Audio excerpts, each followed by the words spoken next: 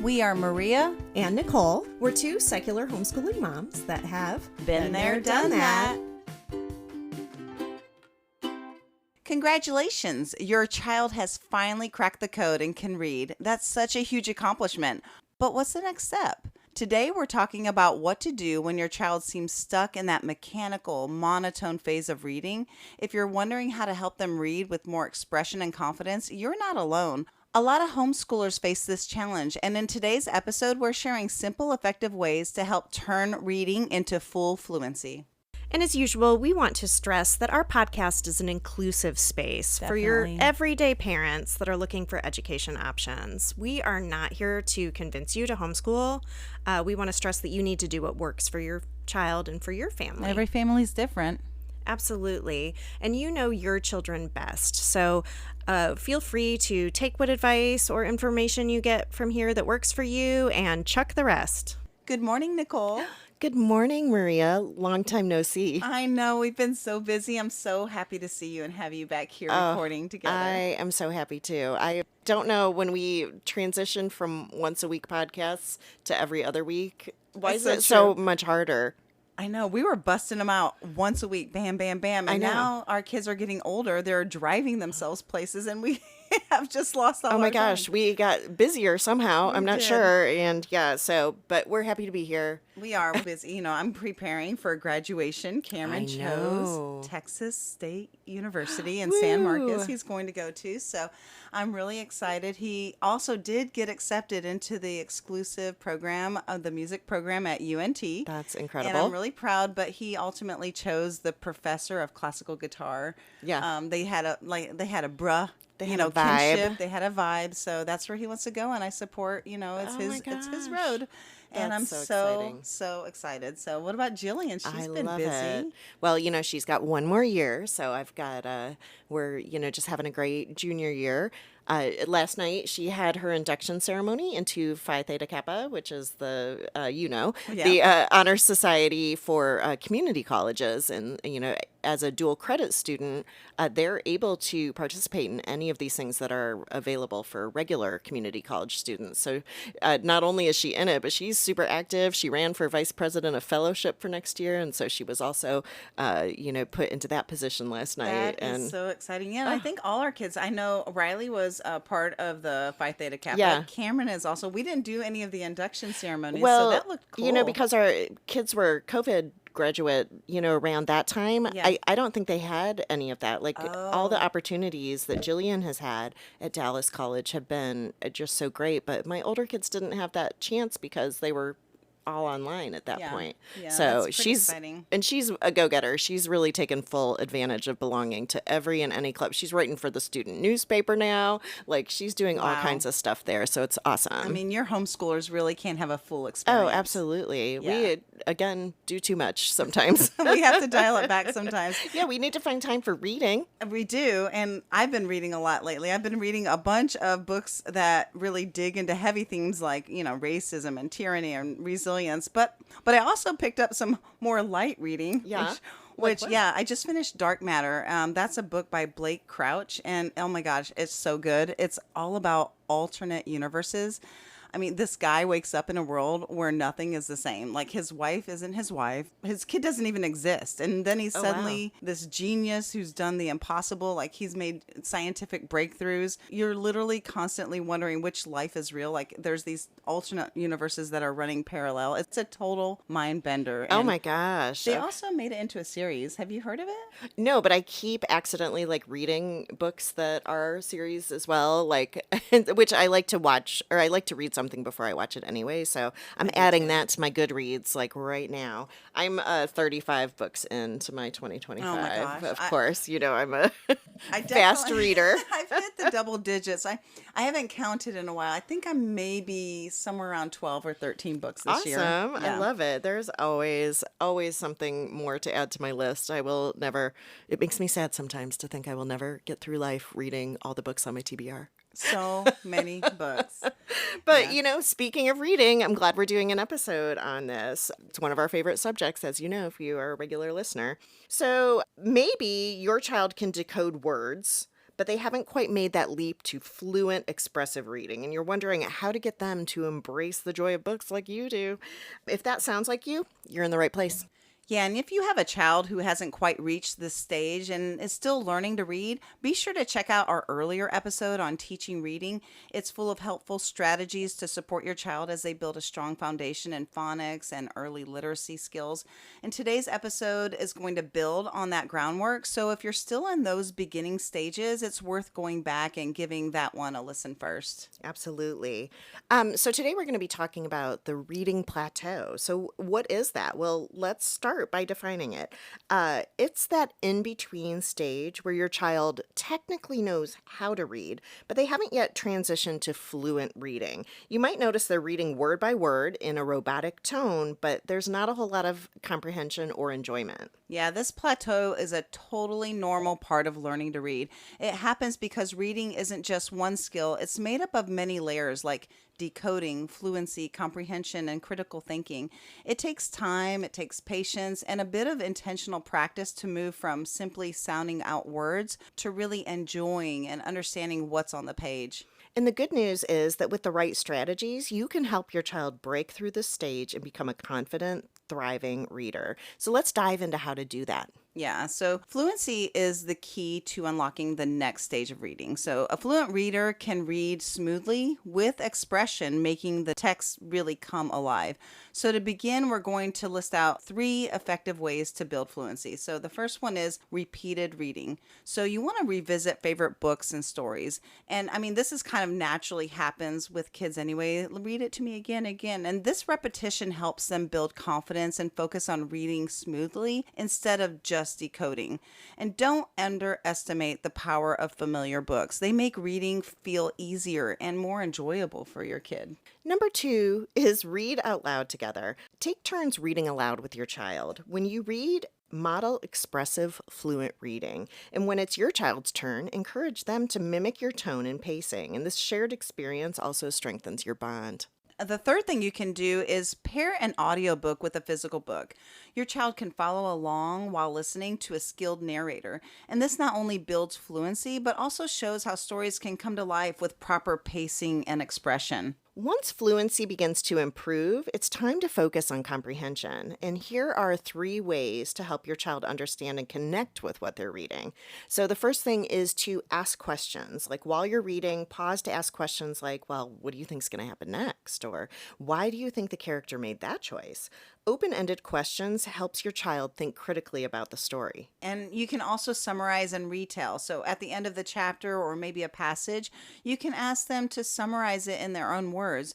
And this is going to help them process the story, and it strengthens their memory and understanding of what's going on. You also want to make connections. Encourage your child to connect the story to their own life or other books or the world around them. For example, gosh, does this remind you of anything we've done? Or have you read a book with a similar character? This step brings the story to life in a more personal way. Yeah, I like to do that on field trips a lot. We bring books into field trips. Oh, We talk about them all the time. totally. So, just a reminder that we release regular episodes that we drop on Thursday mornings just for you. And if you have any additional ideas or comments, please come and comment on our Facebook or Instagram page, on the thread about the episode, or send us an email at info@btdthomeschool.com. We'd really love to hear from you. We really would. We've been getting some great comments, so keep them coming. So, let's talk about making reading fun and joyful. Reading should feel like a treat, not a chore. If your child is stuck in the mechanics of reading, it's crucial to make it fun again. And here's some ideas how. Number 1 is read to your child every day.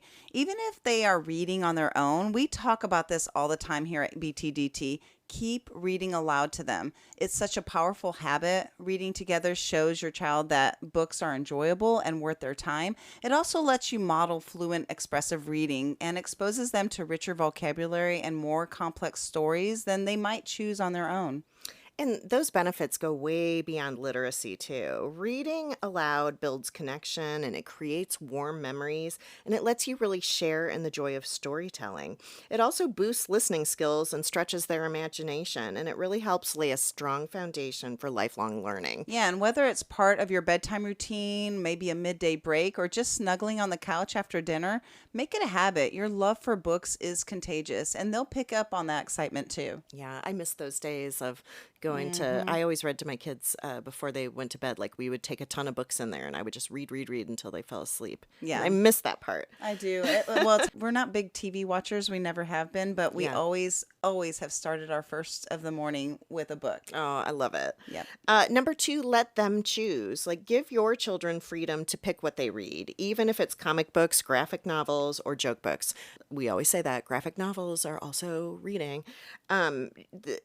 Giving them some choice helps really foster excitement and ownership over the reading process. And you can still have your books in there. You can just like let their books kind of filter in there as well.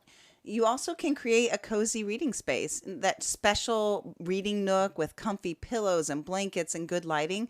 A cozy space can make reading time feel special and inviting. Yep. Bring in your kitty cat I and know. do it. Yeah, we've both had secret rooms that kids love to read in. We It's have. a lot of fun.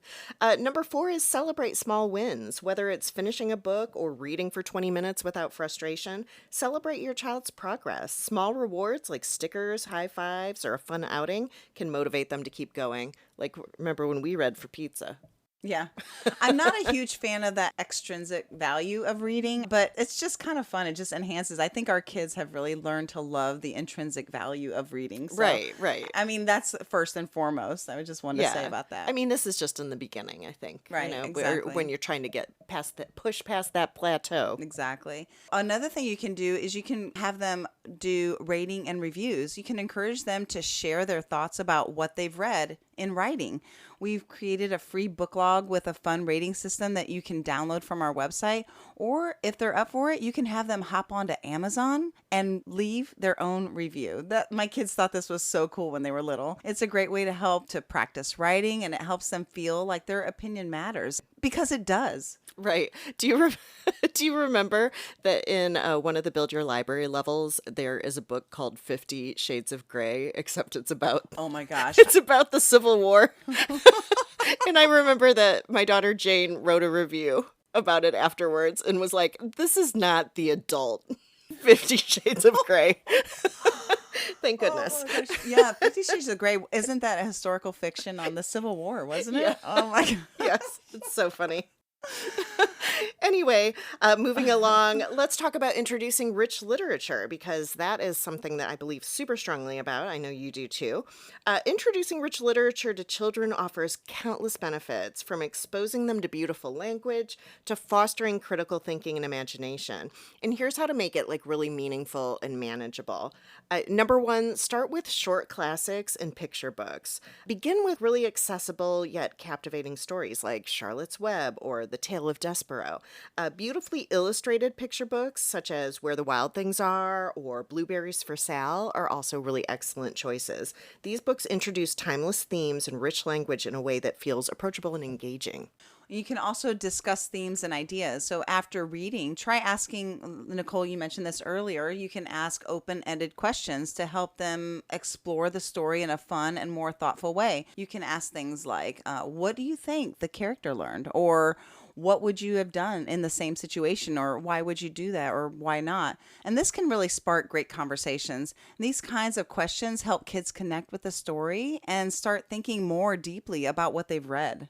You can also encourage creative responses with creative activities, like illustrate a favorite scene to strengthen comprehension or write a new ending to spark imagination. You can also write out some of the key moments and act them out to make the story more interactive. We had a big bin of puppets that we would sometimes make the puppets retell the story, and it was always funny because it was not like the puppet you would probably choose for that particular story. But creating projects like these deepen engagement and really make reading more of an immersive experience. Exactly. Another thing, we talked about this, kind of touched on it earlier, is reading aloud above their level. So when you read books aloud that are above their independent reading level, like if they're just a brand new reader, like maybe Anne of Green Gables or the Chronicles of Narnia, it's a really great way to expose them to more advanced vocabulary. It builds their comprehension, it can really spark their curiosity, and it really invites them into a deeper, more meaningful connection with the story. When you share great literature together, you're not just reading, you're planting the seeds for a lifelong love of books. We talk about this all the time that we really want our kids to be lifelong learners, and books are one of the great avenues to do that. Absolutely. After you finish this episode, head on over to our website for show notes, references, and pictures of everything that we're discussing today. You can also join us on Facebook and Instagram for more content and give us a thumbs up. You can also join our Homeschool Freebies Facebook group for helpful resources and tips. Over the years, we found so many free resources all over the place, and we have used them in our homeschool and love them, and we are just out there sharing all this stuff with you. So join us. So let's talk about some tips for reluctant readers. Not every child falls in love with reading right away, and that is okay. The key is to spark their interest and make reading feel less like a chore and more like an adventure. If you have a reluctant reader, here's some creative tips to help them engage with books in a way that feels fun and rewarding. Number 1, use high interest materials. If your child loves dinosaurs, grab a book about T-Rexes. If they're into jokes, pick up a kid-friendly joke book. And yes, like you said earlier, even comic books, sport magazines, or even books about video games absolutely do count as reading. My son was obsessed with Calvin and Hobbes, and those hilarious comic strips were a total turning point for him. They made reading feel fun and approachable, not overwhelming. Sometimes all it takes is just finding that one thing that clicks for them. Right, find their currency. The goal is to meet your child where their interests are. When they see books as a way to explore what they already love, then they're more than willing to pick one up. You also want to make reading playful. Sometimes reading can start to feel like a chore, so especially if you have that hesitant reader. So adding a little playfulness can make a big difference. You can turn it into a game, like you can make a scavenger hunt. You can write clues that your child can read in order to find hidden treasures around your house. It's a really simple thing you can do. It's exciting and it gives them a reason to read with purpose. You can also try some different reading games, like turn reading into a challenge, like timing how many sentences they can read fluently in 1 minute and then letting them beat their score. Or you could play a game like Apples to Apples, where your child needs to read, but it's a game and it's fun and it takes the pressure off. We also found video games like Animal Crossing was a great way to get your kids reading because they had to read, to move on to the next level. Oh, that reminds me. So Club Penguin was our thing. So Cameron was really wanting to do Club Penguin, like their older sibling, and I didn't want to sit there and read every single screen. Right. So I'm like, well, when you get to this stage and you can do it yourself, then, and it was a total game changer for him. That was super motivating. Yeah. You can also do story challenges. You can try asking your child to guess what might happen next in the story, or better yet, encourage them to create their own ending. One game my kids really loved was called Storymatic. I'll link it in the show notes. It gives fun prompts that help spark their imagination. It gets those creative juices flowing. When reading turns into a game, it stops feeling like a chore and starts feeling like something they really want to do. And go beyond books. Just like those games, not all reading has to come from traditional books like we've been talking about. Look for opportunities in the world around you. Read menus at restaurants together. Explore a favorite recipe and let your child read the steps. Look for signs or instructions when running errands. Those everyday moments can help reluctant readers see that reading is practical, fun, and all around them. That is one of the best advantages of homeschooling, is that you don't have to be restricted to, your normal school day for learning. Like, this is our life, and this is part of an average homeschooler's life, learning happens all the time, and I just love that. I do too. You can also let them read to somebody else. And reading aloud doesn't have to be just with parents. Pets, stuffed animals, or even younger siblings can make the perfect audience. Some libraries even offer programs where kids can cuddle up and read to a therapy dog, which is such a sweet, low-pressure way to practice. Having a listener helps take the focus off of perfection and builds both confidence and fluency. And if your child loves to be creative, you can turn reading into a mini performance, like what you do with your puppets. Yeah.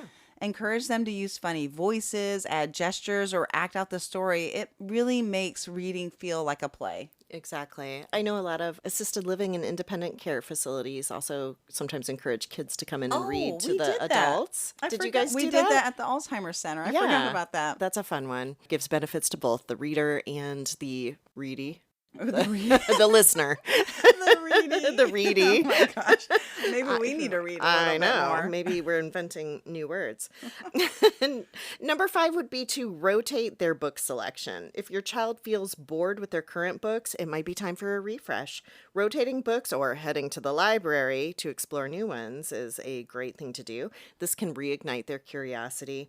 Let them take the lead in choosing what looks interesting. Sometimes a book's cover art or an intriguing title is enough to capture their attention. That's how I pick wine as well. Like an interesting label. That looks cool, Oh gosh, yeah, that's how I pick my beer taps at the bar. right? No, seriously, that is so true though, because whenever we were going to the library on a regular, I mean, my kids do, we still go, but we're not going 4 times a week. Like we were always at our book max at the library every single time, and it was 50. And you would think that that's plenty, but Not for a homeschooler. it is not. They did raise it to 100, thank goodness, but then you have to start collecting them all over the house. Right. Instead of the library basket. Yeah, you have to stay on top of that. Oh, you do.